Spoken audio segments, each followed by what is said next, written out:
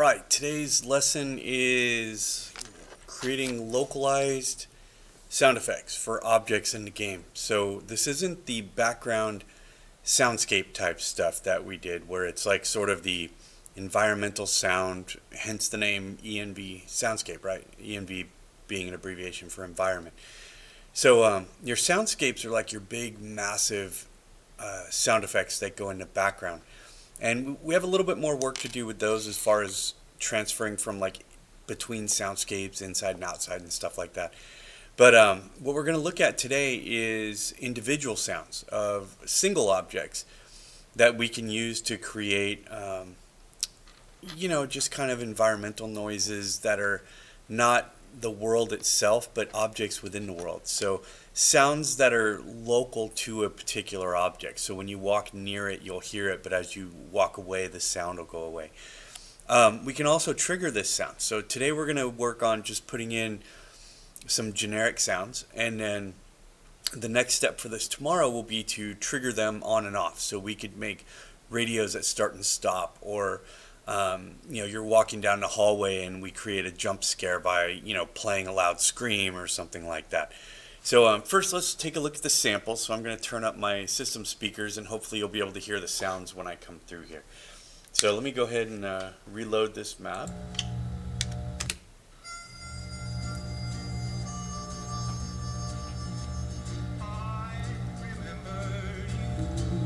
So hopefully you guys can hear some sounds there. A few kisses ago,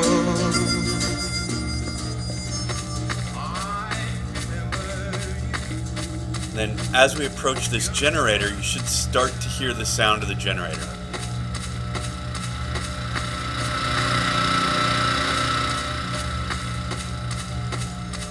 And then same thing over here, there's an electrical panel.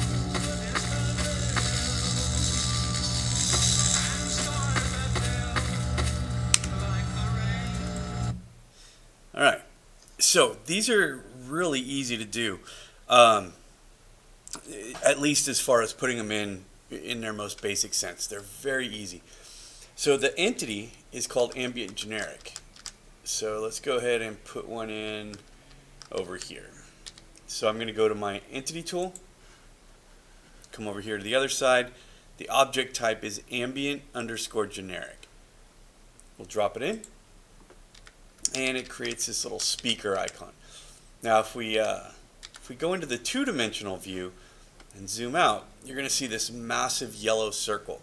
So this is the sphere of influence of this particular sound. So depending on how close you want to be, you can adjust. Oops, let me grab the corner there. Let's re-grab this guy. Nothing is grabbing for me. There we go. Okay. I have too many screens I'm working on here. So you can see the sphere kind of changes as I do this. And the sound will automatically attenuate, which means it will it'll get louder as you get closer to the source, and it'll get quieter as you go away from it, which hopefully you were able to hear on the generator. So let's look at the generator. Right. So as you can see here, the generator, you should start to hear it right around this area, and then same thing with the electrical panel. Pretty small. For this one, I felt like maybe only when you're in the alley can you hear the hum and the crackle of the electrical panel. All right, so let's go back to this guy right here. So we're going to double click it to open it up. So here's our settings. Naming it, probably a good idea. I don't know. I'll just call this sound 1. Then we're going to go to where it says sound name, and you're going to click browse. And your filter will be blank, and it'll be defaulted to game sounds. So these are all the sounds in the game. If you switch the sound type to raw, it will show other sounds, maybe sounds that you've added.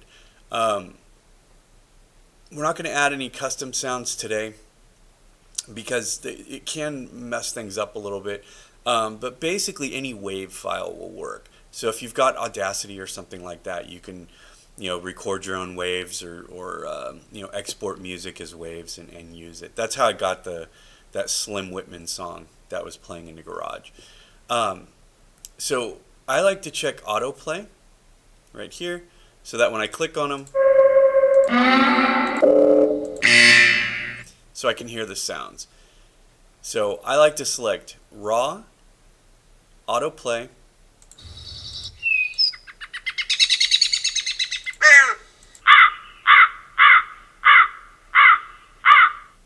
okay, and then under filter, if you're looking for something in particular, like, say I'm looking for the sound of a fire, I can type in fire.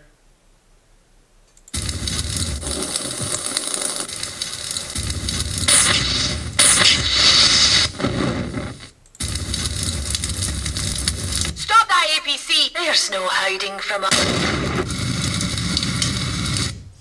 Alright, so there's all my fire sound effects. So let's go with this small loop. Yeah. Click apply. Alright, now you'll notice this one has loop in its name, so that means this sound will loop continuously. Volume is how loud it is when you're right up next to it. So I'm going to go ahead and put this one down. I'm going to put it to, like, say 5. We don't really need to play with any of the rest of this yet. We'll go to flags. So under flags, there's 3 check marks here. Play everywhere will play this sound across your entire map. If you want that, you would probably be more inclined to use a ENV soundscape. I mean, I suppose there might be some kind of sound that you would want to play anywhere, but generally the ambient generics are used for local sounds, and by local I mean a sound that's next to an object or emanating from a single object. So typically you're not going to check play everywhere on this. I'm sure there's probably a few instances where you would, but most of the time you're using an ambient generic, you're assigning a sound to an object. Start silent, that turns it off. So we're going to uncheck that because currently we want this sound to play forever. This is a looped sound, and so if we check this box, this gets confusing. If you check this, it says is not looped. So this will override the looping of this guy right here. So we want to uncheck that. Okay, so if I want this to loop, I need to uncheck is not looped, because what this does is it overrides the looping of this sound. Okay, so this setup right here, everything unchecked, will pretty much make this guy play the entirety of the game at this particular spot. So let's go ahead and apply it, and we'll compile the map, and we should have a little bit of fire sound coming from that window. Alright, I am compiled.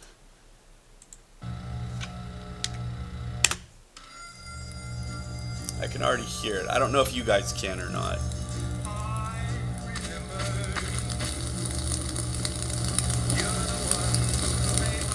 So yeah, so I've got the sound of fire coming from that window. I can actually hear the Slim Whitman song from the garage behind me over here. You're the one who said I love you too. And then if I head over this way, I should start to hear this. 'Cause remember, the radius for this is right about here. So once I get into the alley, I should start to hear the crackle of the electricity. There it is.